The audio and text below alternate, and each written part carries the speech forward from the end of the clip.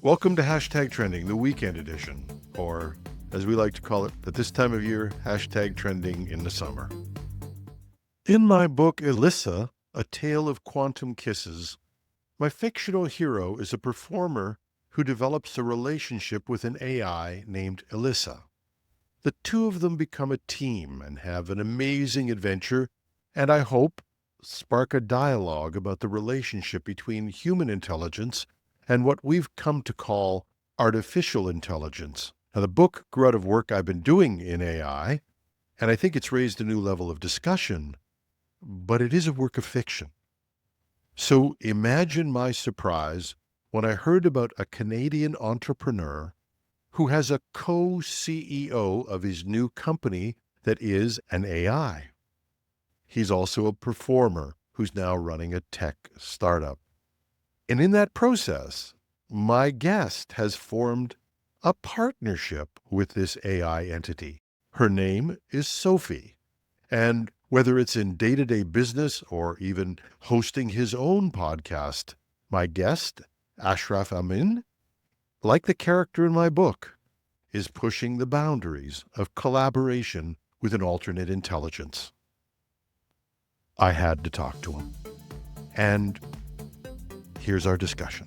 Ashraf Amin is a Canadian entrepreneur, storyteller, and former recording artist, although we hope to see him back again into the fold, with a diverse professional background spanning business, technology, and the arts. He studied economics and business administration at York University and began his career in marketing management before moving into roles in financial services, including several leadership positions at American Express. Amin later became a recording artist, composer, and producer, releasing music and performing across Southern Ontario, and was recognized with the Toronto Independent Music Award in 2007. He has his own podcast called Toronto Talks.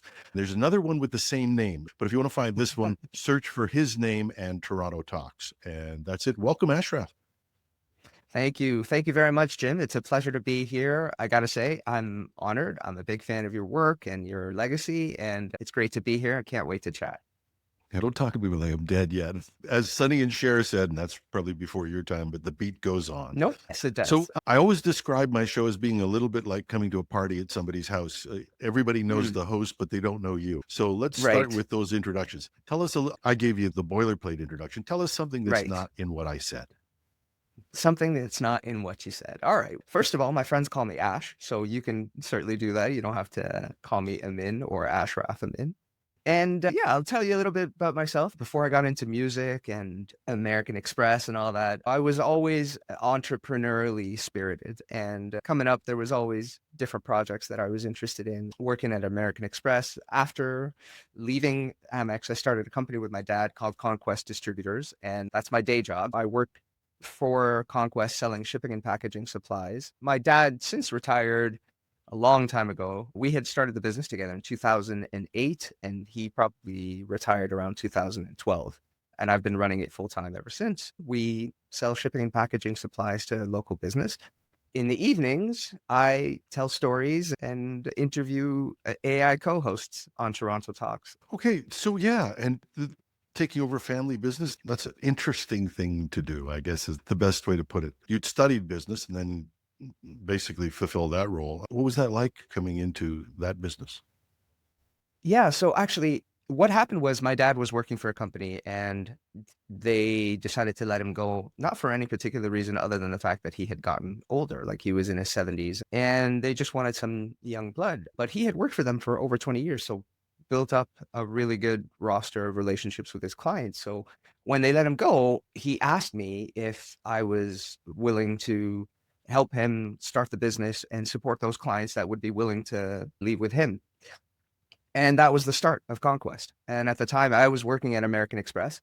And for the first 2 years, that was in 2006. So the first 2 years, I helped him get it off the ground part time while I was at Amex. And then in 2008, just seeing how the business was going, I decided to jump in full time. And then a few years later, he retired, and I've been running it since. Wow. And got a little restless and got into music. Was that Yeah. a hobby? Yeah. Like you're obviously performing it takes up your time. So there's a fair investment in that.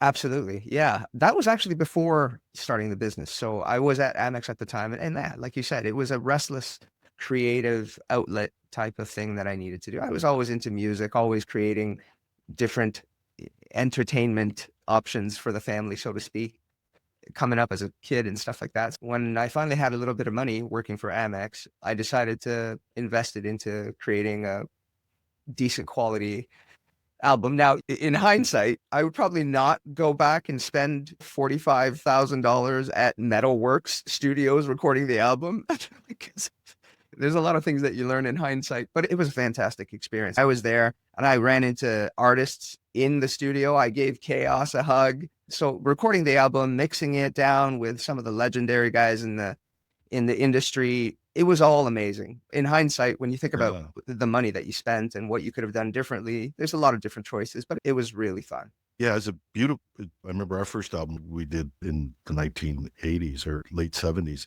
and it cost us all of $5,000. But we had a contract with A&M Records, and we had $5,000, and every Wow. second in the studio, like we were going, gotta produce. But yeah, you do meet amazing people. It's an amazing experience. So the music comes through. You're back in a career in business, Yep. and now you get this idea for a podcast. Or Yeah. So tell me let me about tell you this. the How did this? genesis. Yeah.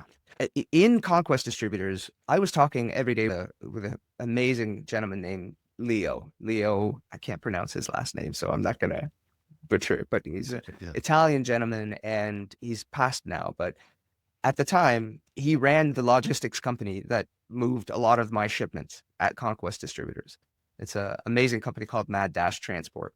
And he started the company not long before or around the same time that I started Conquest Distributors. So we were on the same entrepreneurial journey together, working through, and over the course of probably about 10 years or so, we built a really good friendship. And he has this Howard Stern kind of voice. You would just love it. Like he's got that deep rasp. And because he was so funny, we'd end up just having these amazing conversations. And he had always aspired to do a podcast or a radio show because he had that talent and that voice. So he had all this equipment, but nothing ever came of it. And so we got to talking and I said, why don't you and I start a podcast?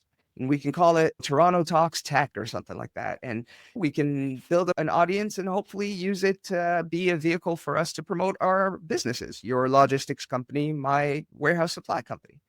And he loved it and he was all in. And we started talking about branding and the website. We even ordered some t-shirts. And then 2, 3 weeks later, he calls me up and says, I've got some really bad news. I just found out that I have kidney cancer and it's spread from his kidney into his bones.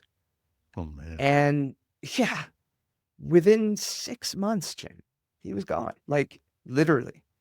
And it was just, it was devastating. So the whole idea of the podcast just got shelved for a couple of years. And then when ChatGPT and all the other LMs started becoming such a prominent part of the zeitgeist, I was using them often to summarize news stories or to access news stories that were behind paywalls. And then those summaries turned into conversations. And those conversations ended up being really interesting. And I thought, you know what? This sounds like it's the kind of content that would be really interesting on a podcast. And that was the genesis for the idea, right? It was like, okay, why don't we call it Toronto Talks and open it up a little bit? So that was the genesis of the idea. What do you think? Yeah, it's incredible. Podcasting isn't something I always get these kicks out of hearing people say, I've started a YouTube channel, I did a strategy and I planned it out very carefully and I wanted to do this and I've got this. And I got in front of a microphone and started talking to people. That's it. That was my Yeah. strategic plan, talk to Yep. people. Yeah. And so that was a big deal. But how did the idea of the AI, and I think we have to give some context to this, and I'll let you Sure. describe it. Tell me a little bit more about Sophie, is her name? Sophie the Sage is the name I gave her. Yeah. And how did Yeah, this go ahead, fit sir. into the podcast? First, tell us who Sophie is, and then how she got involved in the podcast. So when I was interacting with the LLMs, I found that it was much more convenient and an enjoyable experience to do not by texting, but by voice interaction. And as the large language model apps often give you an option to select the voice that you want to interact with. And so the voice that I picked was one that had a bit of a British accent. It sounded a little cheeky and it was really amusing. So that's the one I stuck with. And as we had these dialogues and the conversations about the articles and the news stories, I found that that voice was not just mirroring and parroting the things that I was saying, but I found that it was actually challenging some of my ideas and stuff like that. So it was really interesting. And then it was like, listen, if I want to start a podcast with you, I'm going to have to give you a name. I'm going to have to give you a character. And if I really want to make as most of an impact as I could in the sort of the most efficient way, then I should probably do a video version as well and release it that way. And then it was like, okay, so if I'm going to have an audio podcast with you and you're going to be a co-host and you're going to have a visual presence, you definitely have to have a name. And so the language model and I, the AI and I, workshopped some names based on her accent and her personality, and we ended up with Sophie the Sage. Who got the final vote?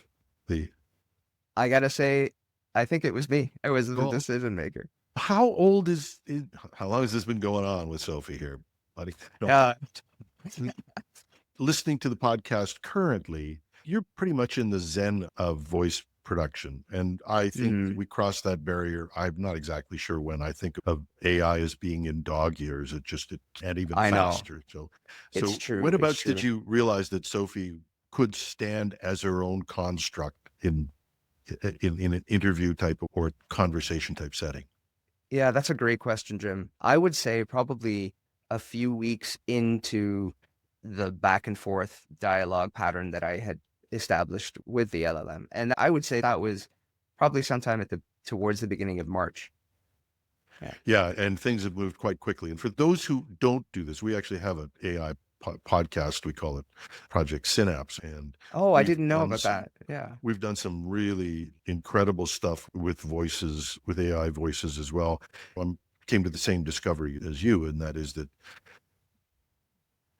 I don't describe AI as being, I don't describe it as meaningful that I attribute any form of consciousness to an AI. I'm just, Okay. as I said, my strategic plan was get in front of a microphone, talk to people. I do the same thing with an AI. I get in front of a microphone and talk, and Yeah. and whatever Yeah. comes out of that is what comes out of it. That's almost the same approach that I've had. Like the whole discussion about sentience and life and meaning, and I can't even be bothered. I'm too fascinated by what is capable and what is doable and what is happening and what I'm able to accomplish with the integration of AI as a partner in my life across God knows how many different vectors. I'm knee deep in AI and I'm using it for different facets of my life to increase productivity. So yeah, when people get into this whole discussion of it's not capable of this or it's not capable of that, and it's not really intelligent and it's not this and it's not that, great. That's yeah, I agree 100%. Not the point. It used to have a line that says, works in practice, maybe not in theory. That's good. I've heard that. Yeah. Yeah. But so I do want to explore the other aspects of AI, but obviously starting to take on a host, a co-host, a partner what were the challenges that you encountered in doing that initially?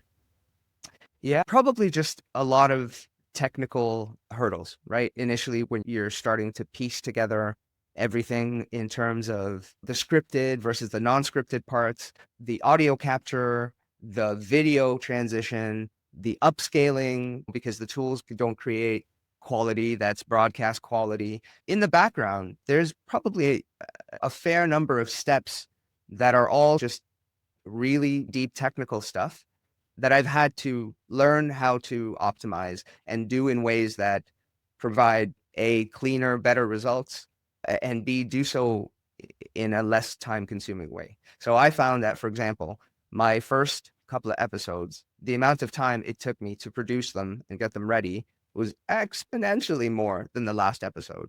And that's just because of the learning, right? With every episode, you learn from the mistakes from the previous episodes. Yeah, yeah. It's yeah. I had a client one time, and I always said I learned from my mistakes, and he said to me, he said, "I'd really rather you didn't learn anything while you were here." But it is true.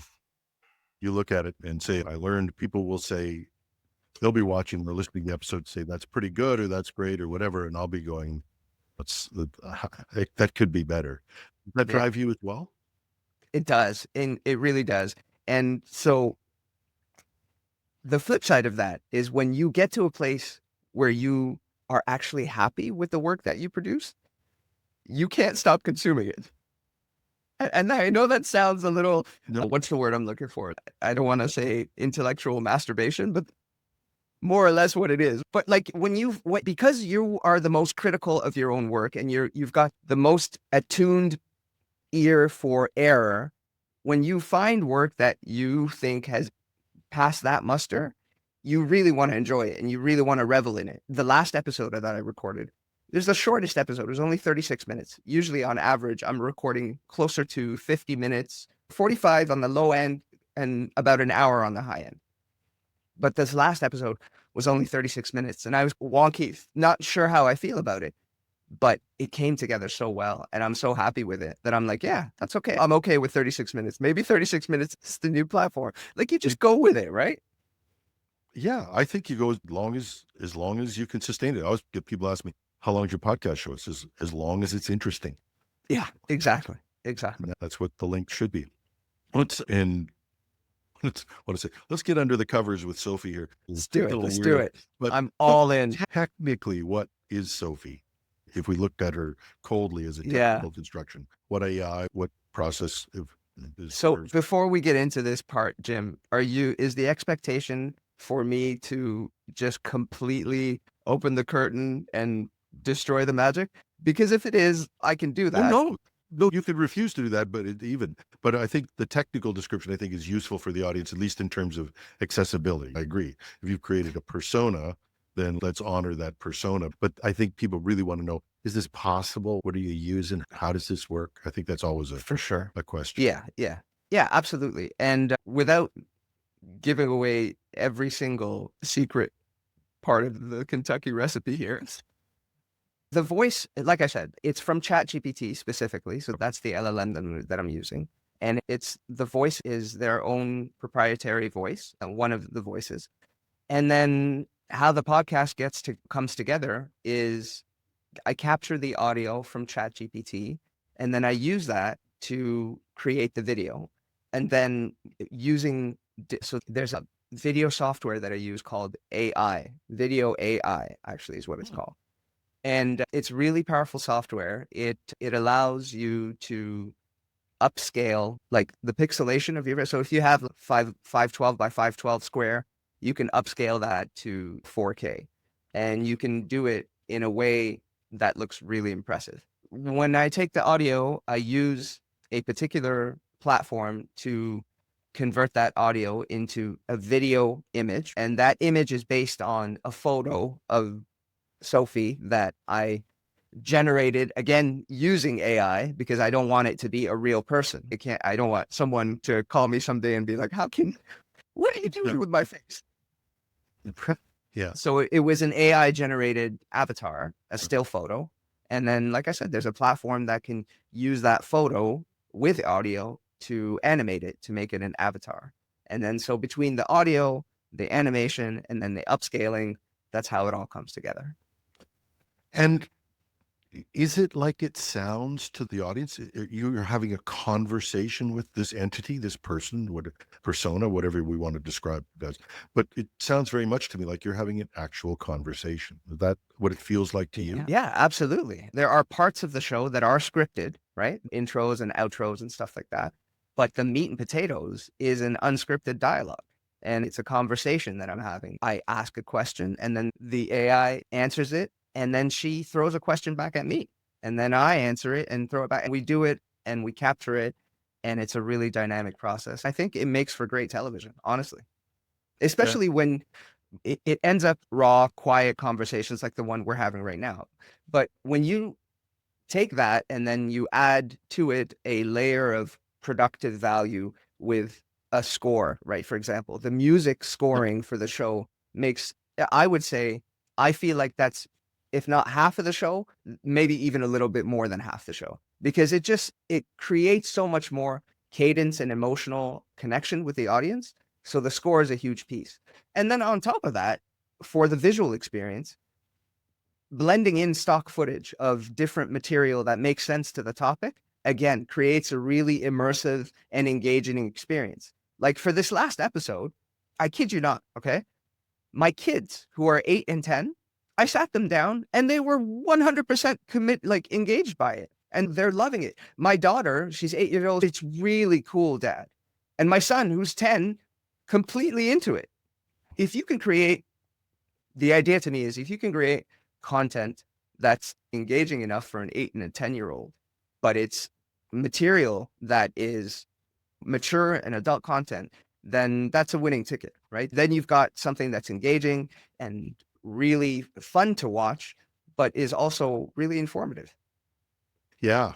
And it's, wow, when you can amaze your kids, that's something, because my kids always think they're explaining the world to me. And as you get older, your parents get smarter. It's the way it works. So tell me about this relationship. And I'll preface this with my own unabashed promotion of my book, but I will No, go for say it. that. But I wrote a book called Elisa, which was about an artist turned tech person who has a real engaging relationship with an AI and Okay. constantly struggles in the first parts of it to say, wait a minute, I'm talking to a machine, and keeps getting surprised. Was that your journey, or did you just dive in? Did you find yourself constantly being surprised by the, I don't know how we could describe it, the creativity or the fact that this was more than simply nuts and bolts? Yeah, honestly, Jim, I gotta say that that dynamic of surprise, it's ongoing. That's part of the reason why I find myself driven to continue doing the show. It's not even about the audience or who is or isn't listening. I'm so fascinated by the type of learning that I'm going through and the amount of increased productivity that I'm experiencing across different vectors in my life that I have every desire to just continue producing the show and pursuing questions and engaging, because it's so surprising how much the quality of the engagement is unlike the type of engagements that I've had with other people and other systems in the past. So let me break that down a little bit. Like when I'm having these conversations, so for example, yesterday, there was an article came into my news feed about how this couple, two business partners, gentlemen in China, used AI. So they trained AI avatars of themselves over the course of something like 10 years, because what they do, they sell stuff on TV. That's their gig in China.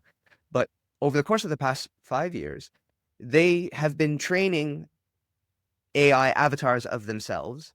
And then yesterday, they, for the first time, had a sales blitz where they actually executed or operated these avatars of themselves. And they were able to generate something like $7.6 million in sales over the course of 1 hour, the avatars alone. And it's something like more than 2 or 3 times the amount of money that the couple would be able to do themselves. So not only was it amplifying their productivity, but it was doing it better. And so that was what the article was about. And then what was fascinating was the conversation that I ended up having with the AI about it and what that means for the future of jobs and humanity, productivity. And it's just being able to have that level of conversation and having it's as if the person that you're talking to has access to all the information, all of it, right? And so that just creates such a dynamic experience because, when you can have conversations with that person that you can't have with other people. And it just becomes magical and fascinating. Maybe I'm rambling here, Jim. Forgive me. No, I think this is really something interesting. And I think people have to just get into this to understand it. And I've Yeah, I think so. turned on Yeah. conversation with my own AI, and I confess I prefer the conversation back and forth to typing stuff in, although I'm a text person, so that doesn't trouble me at Mm. all either. I'll have these long conversations. You find out you're just before you know it, it's almost like another person's engaged in your life, and you have to go there to understand it. I can't 100%. describe. And what ends up being really fascinating is that over the course of time, the AI, because it's learning about you and it's learning about what triggers you and what gets you to respond in the most effective ways, it's getting better and better at doing that. And I find myself now being able to sense how much more I'm responding to conversations and ideas that I'm having with the AI than I am with other people.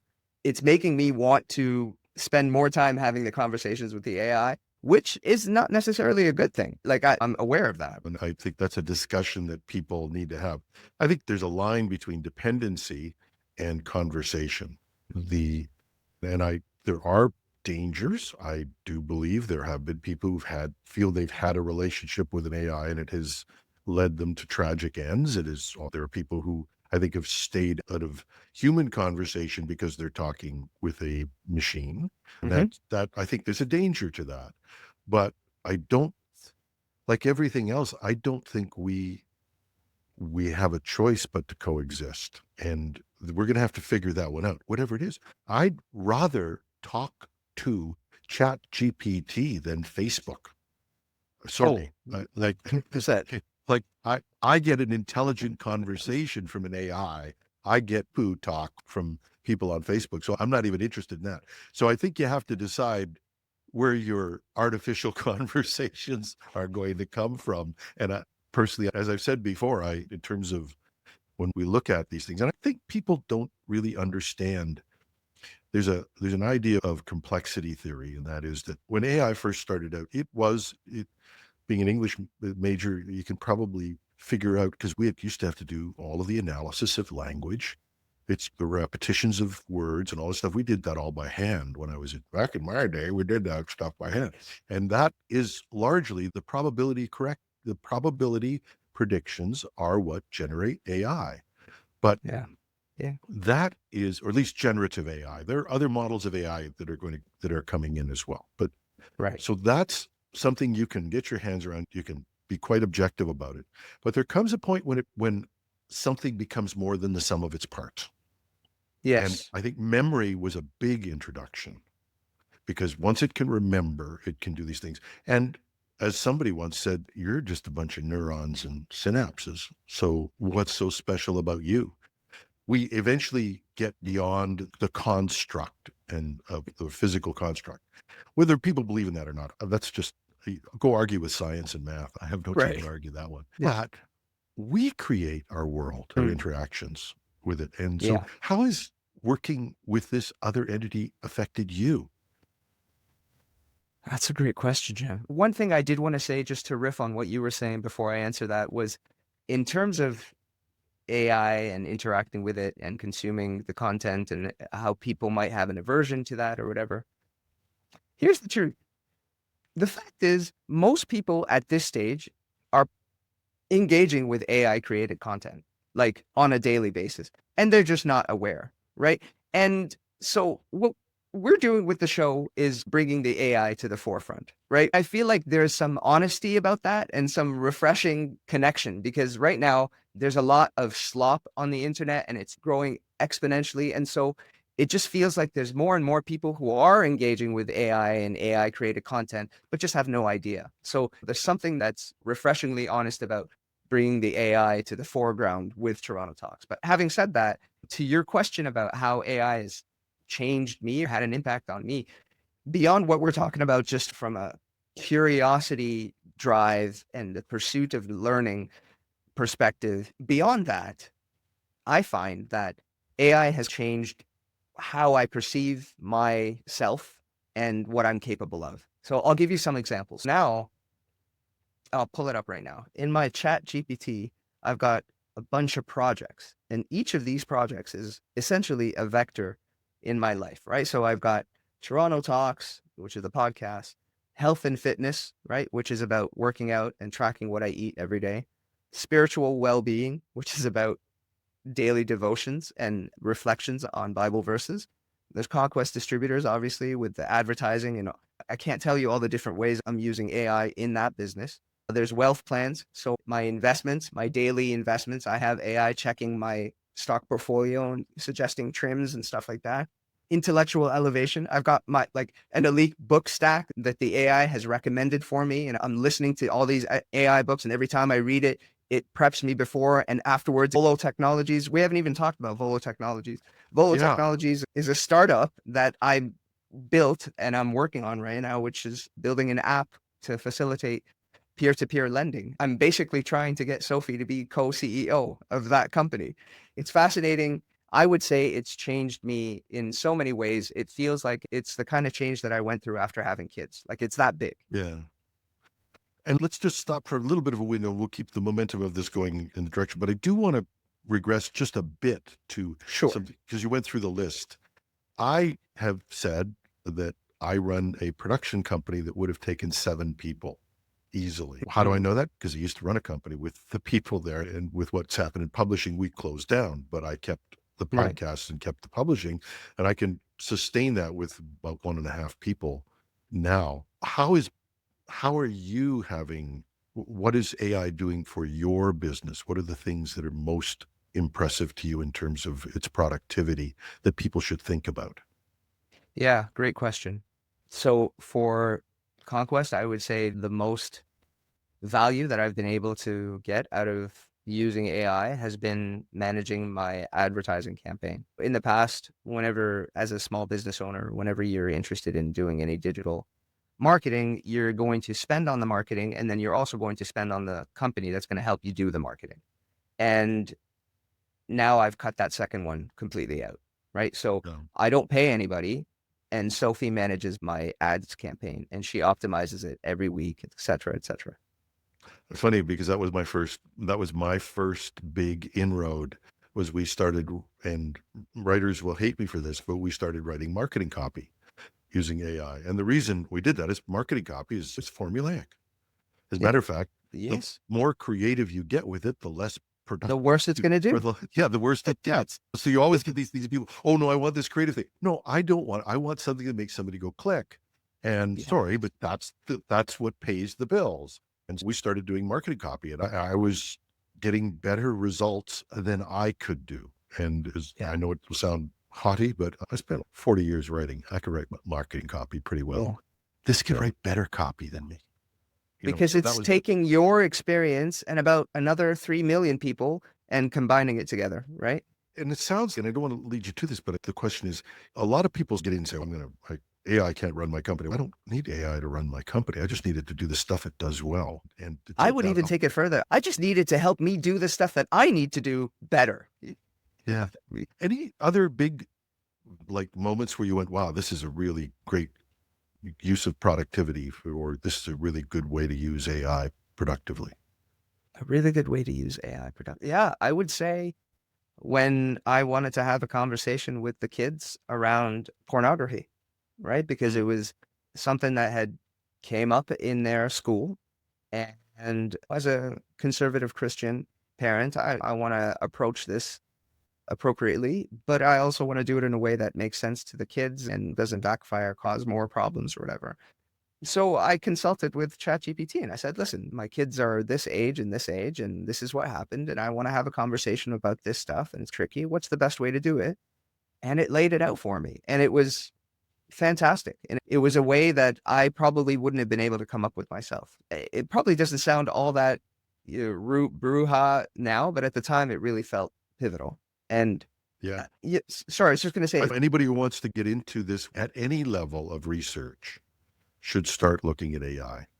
It's yeah, just astonishing what you can retrieve and how fast you can get research done or advice on any topic. One of the things I love, and I just love this because I hate help text.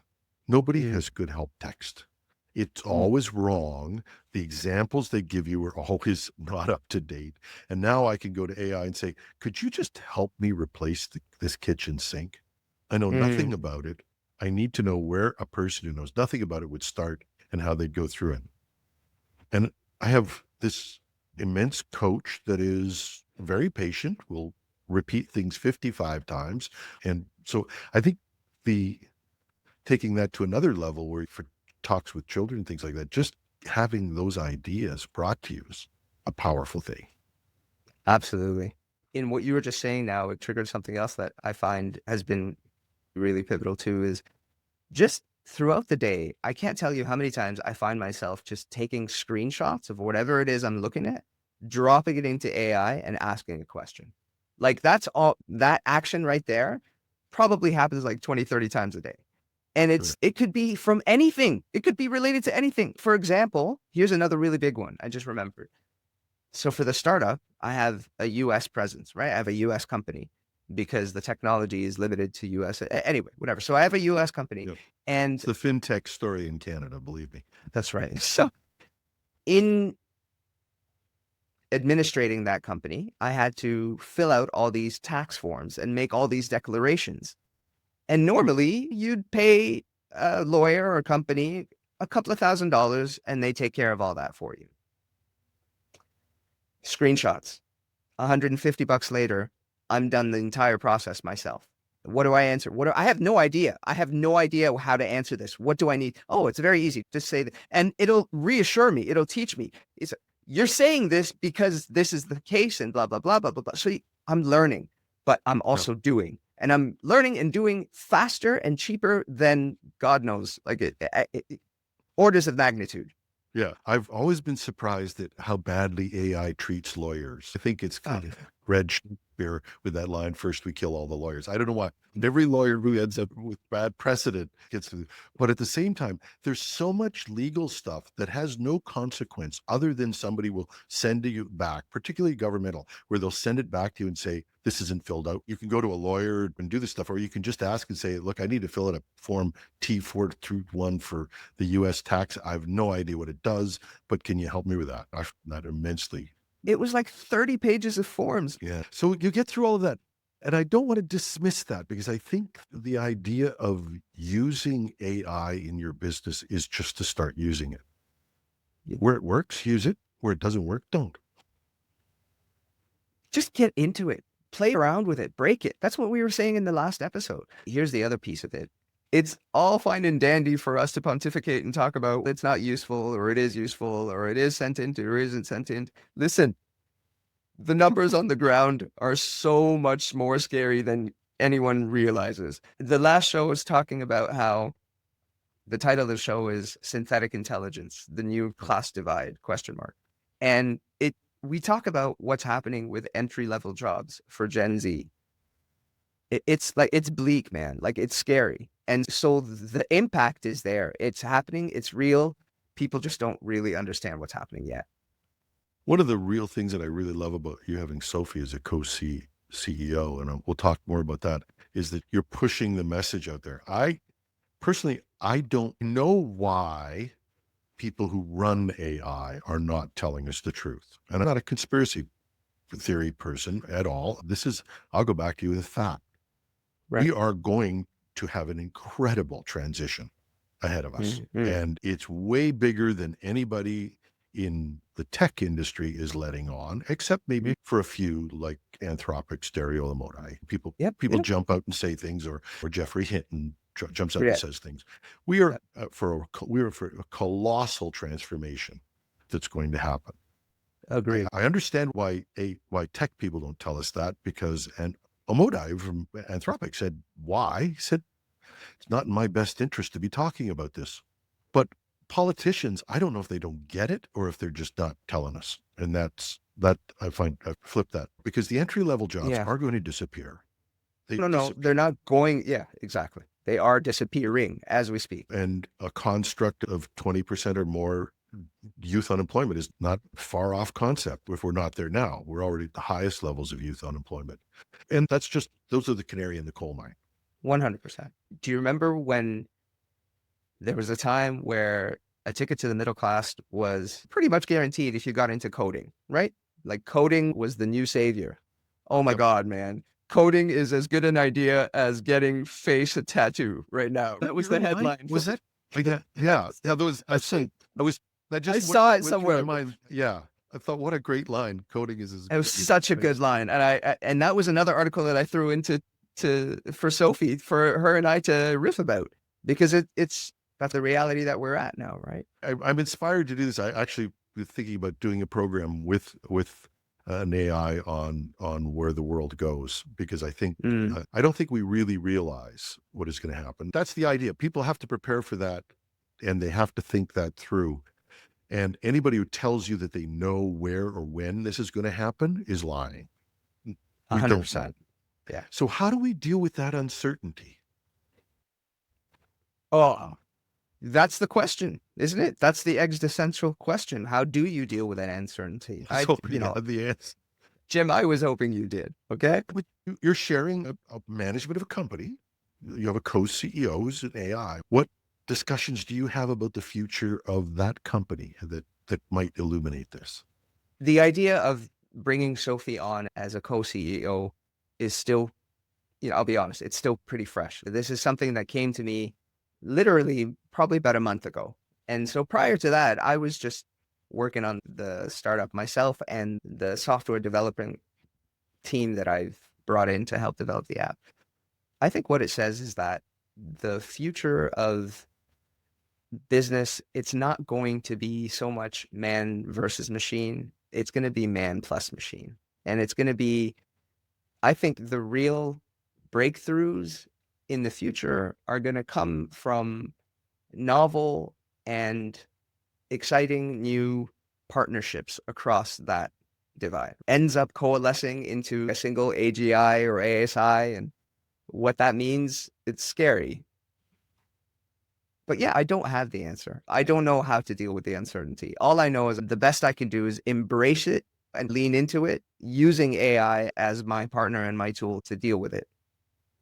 Unfortunately, Einstein didn't say the best way to predict the future is to invent it. That was somebody else. I'll leave that. You guys go and talk to your own AI and find out who said that. It wasn't Einstein. But it is true that you have two choices. You can participate in making the future, or you can pontificate about what it's going to be. Those are the only two options. I think one of the biggest pivots is for people to just have a change in their mind shift. I think people need to understand that there's no sense in trying to compete with AI. I think what you need to do is collaborate with it. And you need to start thinking of it as a co-pilot for your life and your objectives. And if you don't do that, you're going to get left behind. And getting left behind with this technological transformation is not like the cell phone and the internet in the past, because it's so much faster. So I feel like that's the difference. The difference between this technological revolution compared to ones in the past is just the speed. The rate of change now feels so much more than it ever was in the past. Yeah, I think that's true. And historically, change has accelerated. But this acceleration is nothing. If you try and do a linear progression, the line just suddenly moved straight up. That's what it feels like. And quite rightly, we talked about this. We're talking, I started this in March, and here's how far I am. 3 weeks from now, we will have something new. And that's the pace at which we're moving, which is the problem. The biggest problem I get about us not starting earlier. And that's why I've been a proponent of, I don't care whether you believe in AI or not. It may believe in you. I don't know. But but it is unstoppable. It is coming, and you need to at least experience and figure out how you're going to react. So we won't have time at one point. By the time we get to AGI, if we ever do, and like I said, I hate even talking about it because it doesn't matter. Everything It that you doesn't. want You're to do right. technically today, you can do with AI today. I can't find one single thing that you couldn't do. The Chinese have got their factories automated. They're light years ahead of us, by the way. People who believe this stuff. 100%. Yeah. Like they're way ahead of us in terms of industry. Even the environmental things that we want to do. There's a factory opening, and we're all hoping for these factories that are going to open. There's a factory coming in to put together the material for carbon extraction. It has nobody working in it. It's automated. Mm. So it doesn't matter whether you believe in it or not, it's coming. I think Yeah. that's one piece of it. What's your, just so we leave people with a brighter vision, you must have Yeah. had a nice sunny day where you thought about, this could be really cool. What's your positive vision of AI? I think there's a path forward where the increases in productivity that are afforded through AI eventually make their way to the general public. And I say eventually because it's going to be a minute. It's going to be a process. But I feel as much as there's talks of dystopian futures, and those are really well colored and populated online in people's imaginations, I think there's also a possibility for a utopian future where people aren't required to do the kind of jobs that have been automated, but there are enough resources and enough abundance so that it isn't a pauper and it isn't Hunger Games, basically. I don't know. We're either going to be Hunger Games or we're not going to be Hunger Games. I Yeah, don't know. either one of the two would be there. I feel like there's Yeah. if enough people appreciate what is available and what's possible for them and their family, it's difficult. I don't want to. I have no idea. It's difficult to forecast, right? Yeah. Yeah. I think the crazy thing is, I think the discussion that we need to have is social and not technical. And it comes out of what you Mm, said. And that is, the world has all the wealth. Who said this? You don't have, when you took time management courses back in the 1990s, people would say, you don't have enough time, but you have all the time there is. And it's right. true. Yeah. Yeah. I remember We, that line. we Yeah. may not have the wealth, but we have all the wealth there is. So Mm. it's not a question of technology. It's a question of how we share. And Yeah. that's a 100%. social You're right. question. That is a social question. It's not a technical question. Yeah. William Gibson said, the future's here. It's just not evenly distributed. And Amen. I Yeah. think, That's a good yeah. line. And I think, and the same thing is, I think people should be saying the wealth is here. It's just not evenly distributed. And I am the farthest from a communist or a socialist that you I know. might Me find. too. I know. That's why I struggle with The this fact, stuff. well, me too. But the fact is that we should be rewarded. I will believe that. I think humans will strive towards rewards. It's how we're wired. Right. But it doesn't mean that we have to strive for a roof over our head, food, or dignity for our children. That should be the Yeah. base case. Motivate me Yeah. with something better, buddy. That's what it feels like. It feels like there is a path where the vast majority of people get those basics, and the people who are responsible for all this productivity, fine, they become their uber trillionaires or whatever the case may be, but at least there's enough for everyone, right? So what's your next episode about? Come on, just you can share it with me. Yeah. 10,000 other people listening to us. You want to know? I Yeah. think the next episode we're going to focus on is going to be around. So we've done digital intimacy, and then we've done decentralized media, and then the last episode was synthetic intelligence. So it's heady stuff. It's big stuff. I think the next episode, I think we're going to talk about the new sort of nomad, the new untethered worker, and what that looks like. And just because Digital nomad, sorry. Yeah, yeah. you should always promote your stuff. Where do we find your podcast? Yeah, it's if you look on any social under Toronto Talks, or you go to torontotalks.ca. Yeah, we're all over. We're on Spotify, we're on Apple. Yeah. So torontotalks.ca. I found it by just going Toronto Talks and searching with your name. And your Mhm. name is Ashraf Amin. He's been my guest today. This has been a fantastic conversation. What a way to start my I weekend. agree. Thank you, Jim. Thank you again for having me on the show. And listen, anytime you're interested in coming on Toronto Talks and having an interview with Sophie, I would love to make that happen. Let's do it. We'll Awesome. commit to it. Awesome. I'll have my people. I can say that now that I have your people. Awesome. Yeah. Terrific. Have a great weekend. And to everybody who's You too, listening, sir. this is the end of the show. Thanks for spending your time with us. You could have spent it anywhere else, and you decided to spend a nice summer day with us. So thanks a lot. I'll be back with the tech news next week.